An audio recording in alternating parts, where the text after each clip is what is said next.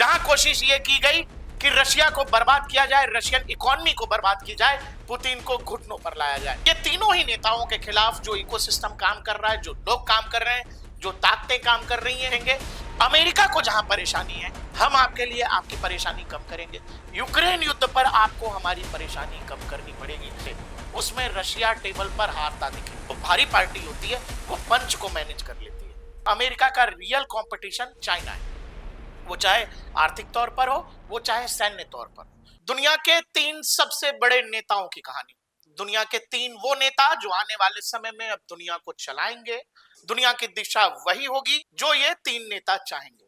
पहला नाम भारत के प्रधानमंत्री नरेंद्र मोदी, दूसरा नाम अभी अभी व्हाइट हाउस पहुंचे डोनाल्ड ट्रंप, तीसरा नाम व्लादिमीर पुतिन। हम आपसे ऐसा क्यों कह रहे हैं और ये तीनों ही नेता एक दूसरे से कैसे जुड़े हुए हैं, और हाल फिलहाल व्हाइट हाउस की भाषा रशिया के लिए, पुतिन के लिए इतनी सॉफ्ट क्यों है? प्रधानमंत्री नरेंद्र मोदी और डोनाल्ड ट्रंप की मुलाकात के क्या संयोग हैं? तीनों ही नेता एक ही तरह के सिचुएशन में कैसे थे? जब आप नरेंद्र मोदी की याद करते हैं तो फिर याद करिए लोकसभा चुनाव के दौरान चल रहा वो पूरा नैरेटिव जिसमें कहा गया नरेंद्र मोदी हिटलर है, जिसमें कहा गया नरेंद्र मोदी आ गए तो देश में संविधान खतरे में पड़ जाएगा, जिसमें कहा गया कि नरेंद्र मोदी इस देश के लिए खतरा है, जिसमें कहा गया नरेंद्र मोदी तानाशाह है और ना जाने क्या क्या।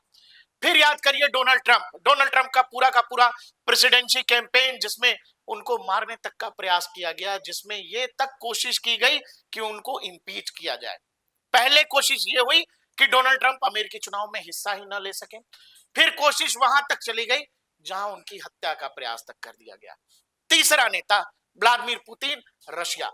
आपको पता है कि पिछले करीब करीब 3 साल के आसपास से ज्यादा का समय हो चुका है जहां पर यूक्रेन युद्ध में रशिया फंसा हुआ है, और ये तीनों ही नेताओं के खिलाफ जो इकोसिस्टम काम कर रहा है, जो लोग काम कर रहे हैं, जो ताकतें काम कर रही हैं, वो एक ही तरह की ताकतें हैं, वो है लेफ्ट कबाल। और लेफ्ट कबाल डोनाल्ड ट्रंप के खिलाफ अमेरिका में, भारत में नरेंद्र मोदी के खिलाफ, और वही इकोसिस्टम चाह रहा था कि रशिया बर्बाद हो जाए, पुतिन बर्बाद हो जाए। और यही कारण था कि यूक्रेन युद्ध में बहुत लंबे समय तक रशियन प्रेसिडेंट पुतिन को फंसाया गया, जहां कोशिश ये की गई कि रशिया को बर्बाद किया जाए, रशियन इकोनॉमी को बर्बाद की जाए, पुतिन को घुटनों पर लाया जाए।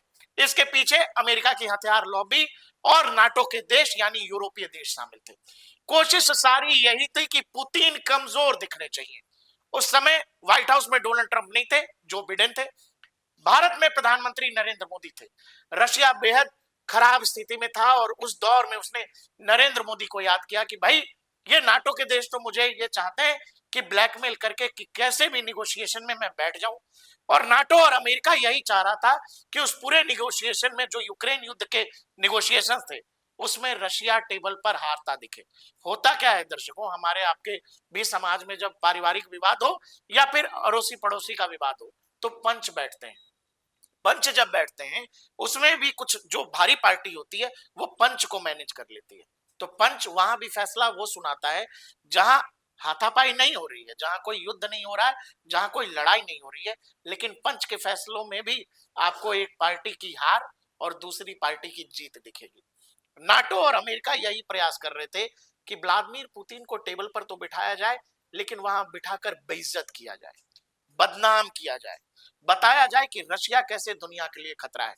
और व्लादिमीर पुतिन जब ये समझ गए तब उन्होंने दुनिया में एक भरोसेमंद दोस्त नरेंद्र मोदी को चुना और उन्होंने कहा कि भाई निगोशिएशंस अगर रशिया यूक्रेन वॉर में होना है तो फेस कोई ऐसा होना चाहिए जिसकी बात पूरी दुनिया सुने, जिसकी बात पर कोई संदेह न हो।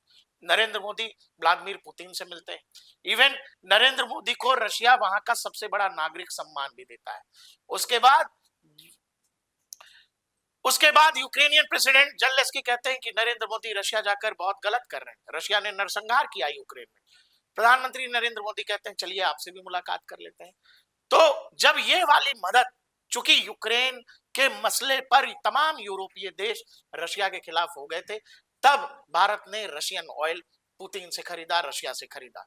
रशिया ये बात समझ रहा था और जैसे ही उस निगोशिएशन में नरेंद्र मोदी की एंट्री होती है, रशिया का पलड़ा भारी हो जाता है। फिर आप याद करेंगे कि कैसे कजान में एक मीटिंग होती है और उस कजान की मीटिंग में प्रधानमंत्री नरेंद्र मोदी और शी जिनपिंग की मुलाकात होती है।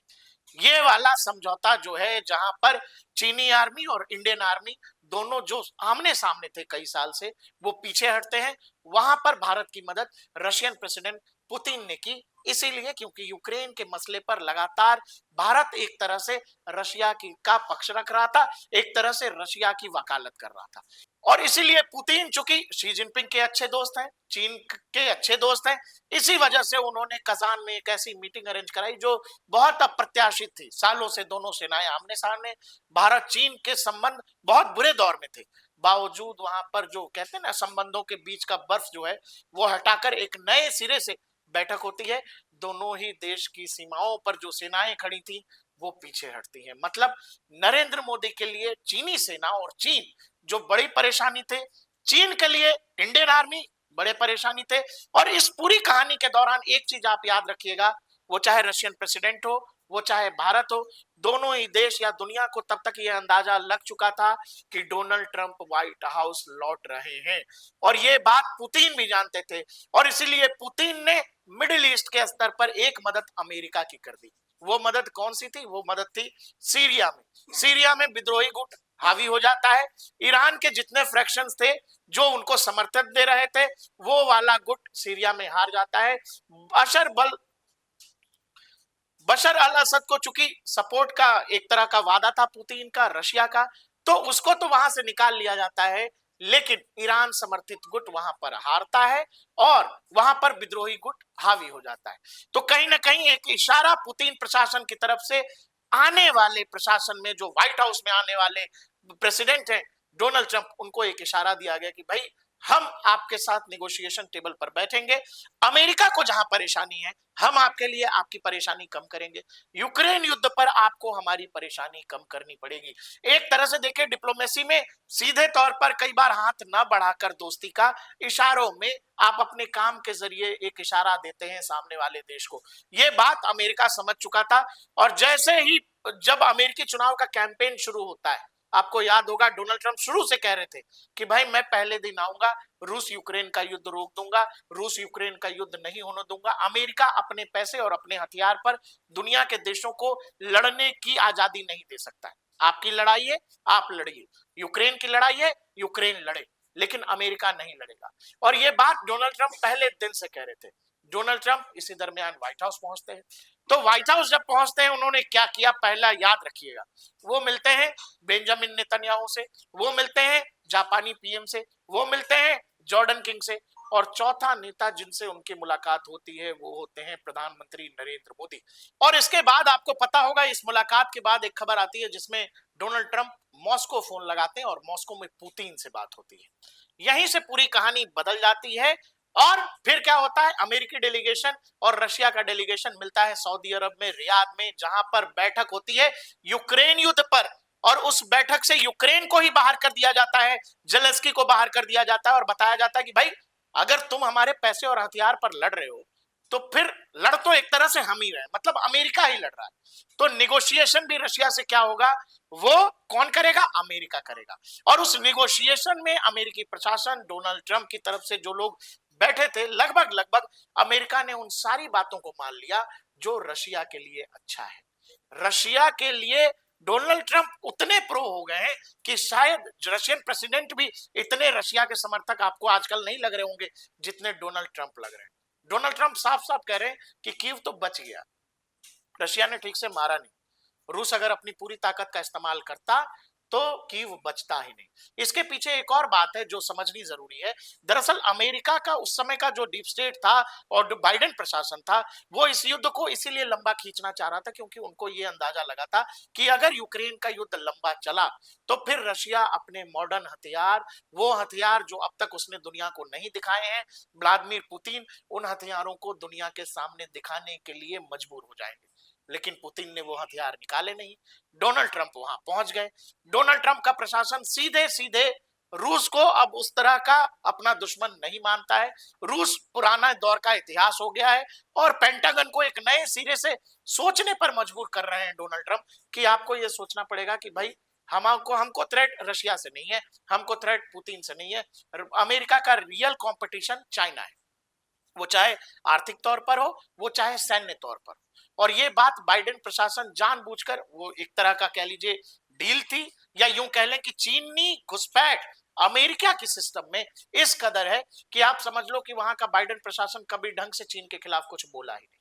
और इसीलिए जब पहला टर्म था डोनाल्ड ट्रंप का, तो भी वो लगातार कहते रहे कि भाई हमारा रियल संकट जो है वो चाइना है, वो रशिया नहीं।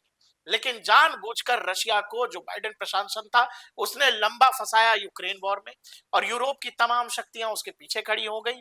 और लेकिन जब डोनाल्ड ट्रंप आ रहे थे, वो जब लगातार कह रहे थे कि भाई नहीं होने दूंगा ये युद्ध, मैं आऊंगा तो ये युद्ध रोक दूंगा, तो भाई युद्ध के रुकने से किसका नुकसान है?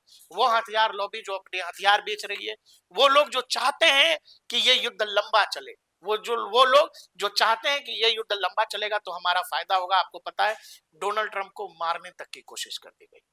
और अब जब डोनाल्ड ट्रंप आए हैं तो बकायदा एक बैठक हो चुकी है, और एक बैठक के दो अलग अलग राउंड्स हुए हैं। दोनों ही बैठक में बातचीत बेहद पॉजिटिव रही है। अब संभव है कि राष्ट्रपति डोनाल्ड ट्रंप और व्लादिमीर पुतिन की मुलाकात हो जाएगी।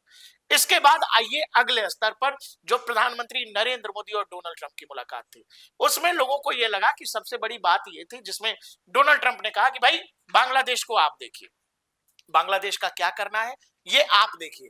लेकिन इससे इतर एक दूसरी बड़ी बात डोनाल्ड ट्रंप के प्रशासन ने कही, वो उस विभाग ने कही जो जो डिपार्टमेंट ऑफ इश्यूज जो department of efficiency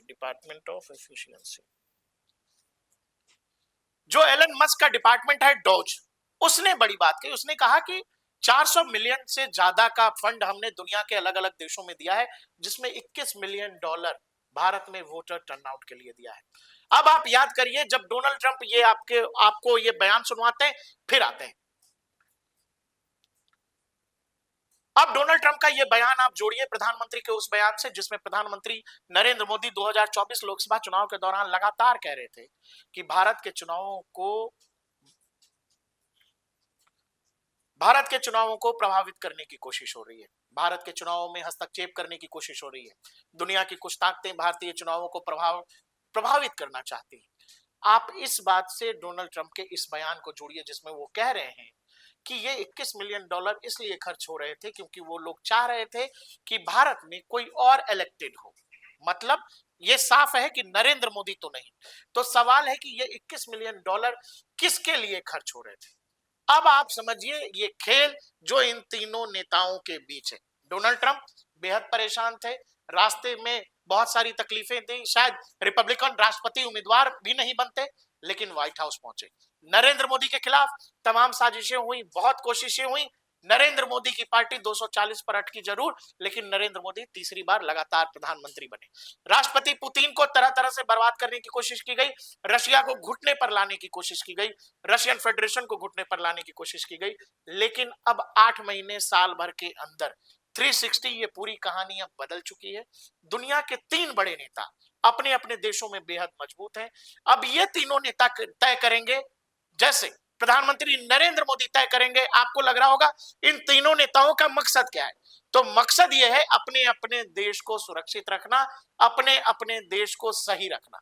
Narendra Modi का मकसद जो है तीसरी बार पूरा हो चुका है, वो आ चुके हैं, प्रधानमंत्री बनने के रास्ते में बहुत सारी मुश्किलें थी, वो बन चुके हैं। बांग्लादेश का मसला फिलहाल भारत की सामरिक दृष्टि से, भारत की सुरक्षा के लिहाज से देखिएगा तो मुश्किल था, अगर अमेरिका वहां कुछ आनाकानी करता तो, लेकिन अमेरिका ने सीधा समर्थन दे दिया। तो भारत का एक मोटो ये पूरा हो गया। व्लादिमीर पुतिन लंबे समय से यूक्रेन युद्ध में फंसे हुए हैं। डोनाल्ड ट्रंप ये कह के ही आए कि युद्ध नहीं होने देंगे, और रशिया की लगभग वो सारी शर्तें, मतलब जिन भी इलाकों में रशिया ने कब्जा कर रखा है यूक्रेन के, उन सब इलाकों को रशिया छोड़ेगा नहीं, और इस बात से अमेरिका को कोई दिक्कत भी नहीं। डोनाल्ड ट्रंप ये चाहते भी नहीं है। डोनाल्ड ट्रंप अब कह रहे होंगे कि डोनाल्ड ट्रंप का क्या मकसद है भाई? तो डोनाल्ड ट्रंप क्या कह रहे हैं? डोनाल्ड ट्रंप कहते हैं कि make America great again. Narendra Modi क्या कहते हैं? Make India great again. Russian federation वाले यही कहते हैं, जो व्लादिमीर पुतिन।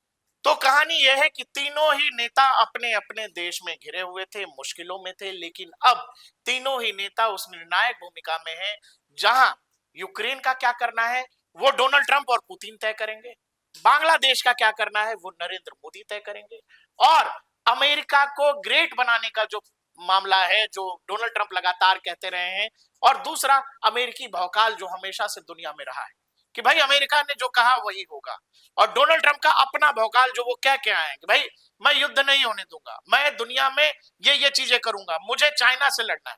तो डोनाल्ड ट्रंप चाइना की तैयारी कर रहे हैं। तो दरअसल इन तीनों नेताओं ने चाहे अनचाहे, जाने अनजाने, एक दूसरे की मदद की है। और अब दुनिया में यही तीन नेता हैं जो आने वाले अगले 4 साल 5 साल के लिए दुनिया को एक तरह से नई दिशा देंगे अपने अपने लेवल पर। वो चाहे नरेंद्र मोदी हो, वो चाहे व्लादिमीर पुतिन हो, वो चाहे डोनाल्ड ट्रंप हो। डोनाल्ड ट्रंप के रास्ते में बहुत सारी मुश्किलें थी, व्हाइट हाउस वो पहुंच गए। नरेंद्र मोदी के रास्ते में बहुत सारी मुश्किलें थी, वो प्रधानमंत्री आवास में बैठे हैं। व्लादिमीर पुतिन के रास्ते में सबसे बड़ा रोड़ा जेलेंस्की है, उसको डोनाल्ड ट्रंप ने पूरे निगोशिएशन से ही जेलेंस्की को उठा के बाहर कर दिया है। मतलब जिसकी जो समस्या थी वो सारी समस्याएं खत्म है। और इन तीनों ही नेताओं की एक सबसे बड़ी समस्या थी, वो एक ही तरह का इकोसिस्टम जो अमेरिका में डोनाल्ड ट्रंप के पीछे था, भारत में नरेंद्र मोदी के पीछे था, और रशिया में और दुनिया के अलग अलग हिस्सों में व्लादिमीर पुतिन के पीछे था।